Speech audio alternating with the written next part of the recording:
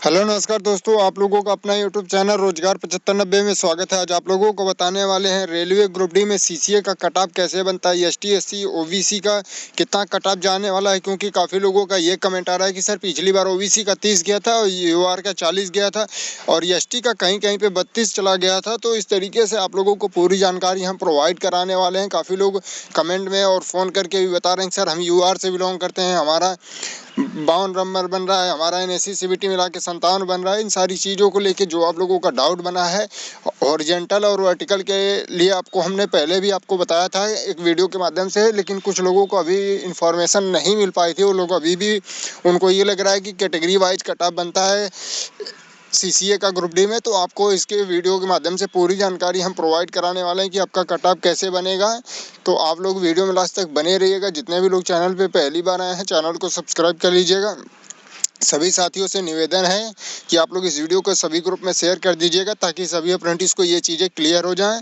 तो जैसे कि आप लोग स्कूल यहाँ पे देख पा रहे होंगे स्क्रीन पे कि सीसीए कान खोल के सुन लें। एनएससी सीबीटी कट ऑफ समझें कैसे बनता है। UR ST SC OBC category का कोई मतलब नहीं है और पीडब्ल्यूबीडी का भी कोई मतलब नहीं है। जैसे काफ़ी लोगों का ये भी कमेंट रहता है कि सर हम पीडब्ल्यूबीडी हैं और हमने अप्रेंटिस कर रखा है, तो क्या हमको जो 20% का रिजर्वेशन है उसके अलावा जो पीडब्ल्यूबीडी का जैसे मतलब विकलांग कोटे का है वो भी हमको मिलेगा या नहीं मिलेगा। तो आपको बता दें कि अगर आप अप्रेंटिस किए हैं तो उसके बाद आपका कोई भी कैटेगरी का कोई मतलब नहीं है, चाहे पीडब्ल्यूबीडी हो या आप एसटी एससी ओबीसी से बिलोंग करते हैं। उसके बाद आपका हॉरिजॉन्टल रिजर्वेशन होता है ना कि वर्टिकल। वर्टिकल का मतलब है कि एसटी एससी ओबीसी इस तरीके से डिवाइड होते हैं, यूआर एसटी एससी ओबीसी, लेकिन हॉरिजॉन्टल में सभी लोग समान होते हैं जितने सीटें हैं।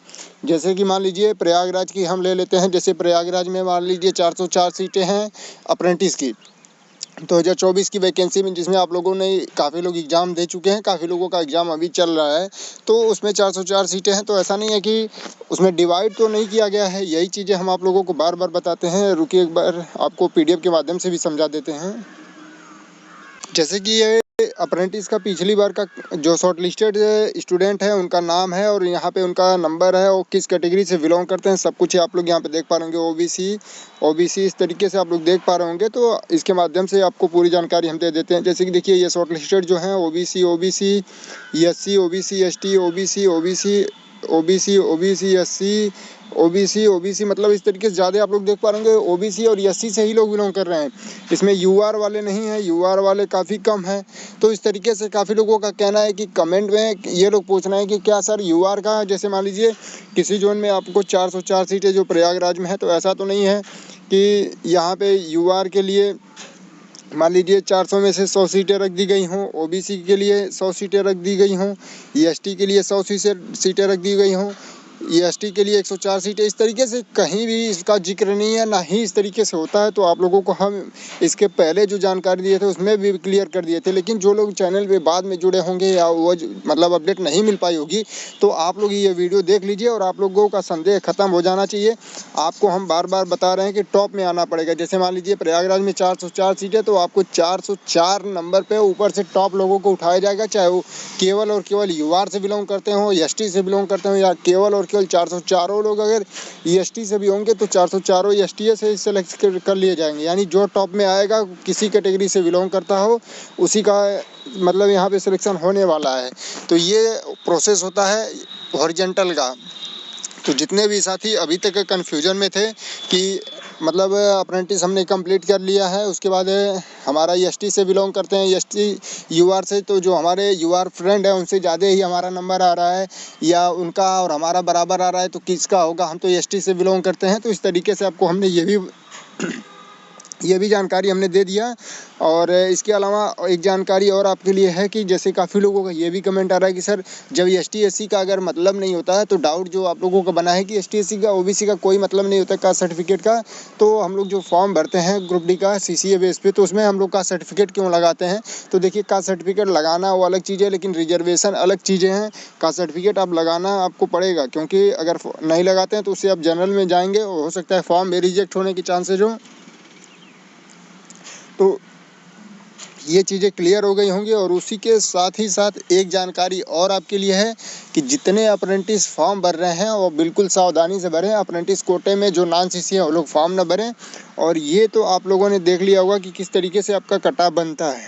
उसके अलावा काफ़ी और भी आपके साथ समस्याएं ये आ रही हैं कि मान लीजिए जो नॉन सीसी हैं वो बाहर होंगे तो सेकंड लिस्ट आएगी या नहीं आएगी। तो बिल्कुल सेकंड लिस्ट आएगी। ऑफिशियल मतलब रेलवे की तरफ से जवाब भी इस पे मांगा गया था, तो जवाब भी दिया था कि हाँ बिल्कुल जब तक सीटें खाली रहेंगी तो हम सेकंड लिस्ट देंगे।